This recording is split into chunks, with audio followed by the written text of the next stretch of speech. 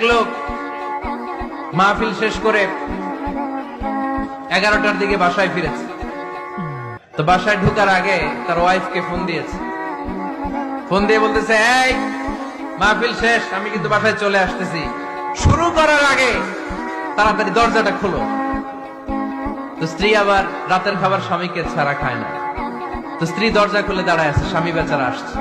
আসার পরে স্ত্রীকে বলতেছে, এই শুরু করার আগে রাতের খাবার দিয়ে দাও, খেয়ে নেই। তো স্বামী ওয়াশরুম থেকে ফ্রেশ ট্রেশ হয়ে আসছে, স্ত্রী বেচারিও ডাইনিং টেবিলে খাবার দিয়েছে। এবার স্বামীও খেতে বসেছে, স্ত্রীও খেতে বসেছে। স্বামী আবার বলতে আরম্ভ করছে, শুরু করার আগে ফ্যানটা ছাড়ো, খুব গরম লাগতেছে। এবার তো স্ত্রী রেগে মেগে আগুন, কি আসার পর থেকে শুরু করার আগে, শুরু করার আগে, শুরু করার আগে, কি শুরু করার আগে? স্বামী বলতেছে, এই তো শুরু হয়ে গেল।